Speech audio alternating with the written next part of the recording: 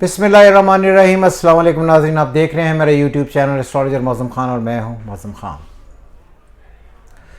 आज हम फिर एक दफ़ा एक ऐसा जायचा लेकर आए हैं जिस पर इस वक्त बहुत बहस हो रही है। बहुत सारे लोग अपनी अपनी हाँक रहे हैं और कुछ लोग ये भी कह रहे हैं कि इन्होंने ये कहा था, मैंने ये कहा था, वो कहा था, लेकिन एविडेंस कोई प्रोवाइड नहीं कर रहा है।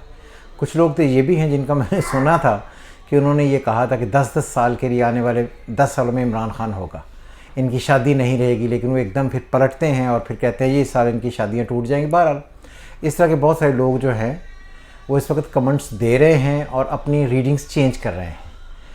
तो मैंने एक रीडिंग बनाई थी, ये लगी हुई है कि Imran Khan real date of birth क्या है, ये उसका वो लगा हुआ है। तो ये है कि इमरान खान साहब हमेशा ये कहते रहे कि मेरी डेट, जो पहली डेट ऑफ बर्थ जो उन्होंने बताई इलेक्शन जीतने से पहले, वो मैं कहते रहे कि मैं सेजिटेरियस हूँ। फिर जब इलेक्शंस आने के बिल्कुल करीब हुए तो उन्हें एकदम से ख्याल आया कि मैं लिब्रा हूँ। तो जब दोनों कंपैरिजन किए जाते हैं उनकी डेट ऑफ बर्थ के हिसाब से, तो लिब्रा जो वाला जो है वो तकरीबन काफ़ी करीब लगता है। तो अगर इसलिए देखें तो उनकी डेट ऑफ बर्थ बनती है 5 अक्टूबर 1952, संडे को ये पैदा हुए हैं, ये उनका हॉरोस्कोप है। तो इस चार्ट को देखें तो अब ये सबसे बड़ा मसला ये है कि इमरान खान साहब जो हैं वो क्यों सियासत से आउट हो रहे हैं और वो जो इनके साथी हैं वो इनको क्यों छोड़कर जा रहे हैं, ये कहाँ से चार्ट में पढ़ा जाता है। ये इसलिए क्योंकि मैंने ये हॉरोस्कोप रीडिंग का जो ये सिलसिला शुरू किया था, ये मैंने चैनल बनाया ही सिर्फ इस वजह से है कि वो लोग जो एस्ट्रोलॉजी सीखना चाहते हैं कहीं ना कहीं उन्हें एस्ट्रोलॉजी सीखने का मौका मिले। मैंने ये चैनल कतई तौर पर पैसे कमाने के लिए बिल्कुल नहीं बनाया। खुदा ने मुझे बहुत पैसे दिए हैं जिससे एक अच्छी ज़िंदगी बहुत अच्छे तरीके से गुजर सकती है। तो इमरान खान के चार्ट पर दोबारा आते हैं। सबसे पहले ये कि क्या ये आदमी या इमरान खान साहब पॉलिटिक्स या पॉलिटिकल सेटअप के लिए ठीक थे? उसका आंसर है नहीं। उसकी वजह यह है कि इनके चार्ट में अगर आप देखें तो पॉलिटिकल जो राइज होता है उसको बताने के लिए जो प्लैनेट एस्ट्रोलॉजी में इस्तेमाल होता है दैट इज़ वीनस। वीनस इनका अफ्लिक्टेड है बाय बर्थ। दूसरी बात यह है कि वो अपने घर से उठकर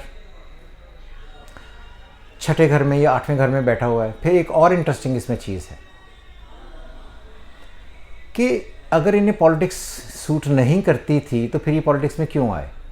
अगर इन्हीं चार्ट से सन से अगर 5वां घर देखें तो वहाँ पर एक्वेरियस में राहु है। Rahu in Aquarius is considered to be a royal Rahu, और उसका जो मीडिएटर है सैटर्न, उसी के साथ वो ट्राइन में बैठे हुए हैं।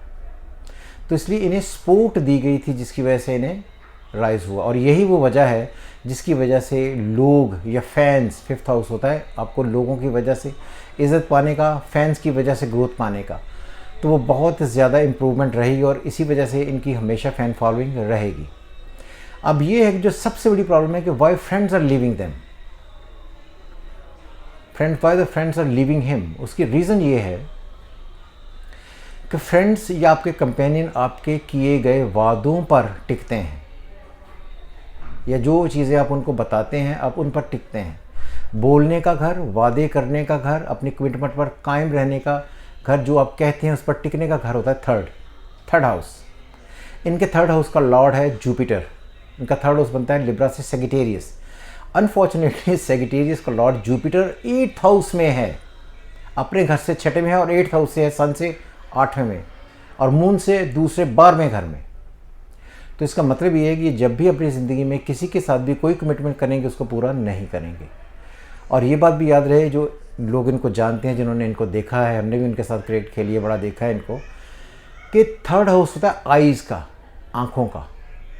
जब तीसरे घर का लॉर्ड 8वें घर में आकर बैठे तो आदमी कभी भी आँख से आँख मिलाकर बात नहीं करता। तो अगर आप देखें तो इमरान खान साहब ने कभी भी किसी के साथ ऐसे आँखों में आँखें डालकर बात नहीं करते। वो जब भी बात करते हैं कभी इस तरफ देखेंगे, कभी ऊपर देखेंगे, कभी इस तरफ देखेंगे, कभी नीचे देंगे, और लेकिन बात आपसे कर रहे होंगे। तो ये सारी चीज़ें मिलकर बताती हैं कि ऐसा आदमी जिसके लिए पॉलिटिक्स नहीं बनी थी, मगर लोगों की फेवर से, सपोर्ट से आदमी ने रिकग्निशन गेन की, वो इनका फोटे है, वो इनको मिलनी ही थी।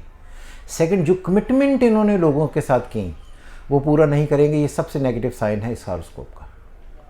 और मैंने अभी कुछ और भी सुना है कि जो इनकी ज़िंदगी में इस वक्त इनकी जो मौजूदा बेगम है उस पर भी लोगों ने कमेंट्स किए हैं कि इनकी ज़िंदगी में वो इनका बहुत साथ देंगी, इनके साथ वफा करेंगी, इन्हीं के साथ ज़िंदगी में रहेगी। तो ये बात याद रखिए कि इनके जायचे में तमाम प्लैनेट्स, जो फीमेल प्लैनेट्स हैं वो सारे के सारे अफ्लिक्टेड हैं, जिसकी वजह से कोई भी औरत इनकी ज़िंदगी में कतई तौर पर नहीं टिक सकेगी। और ख़ुसूसन जब आखिरी औरत को पढ़ते हैं, इनका थर्ड वाइफ को पढ़ते हैं, तो थर्ड वाइफ का भी एक प्लैनेट होता है जो अफ्लिक्टेड है।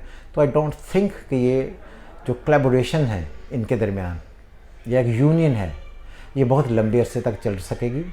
तलाक होना इज़ समथिंग डिफरेंट, लेकिन कोलैबोरेशन, साथी होना एज ए कंपेनियनशिप लंबे अरसे तक चलना ज़रा मुश्किल है।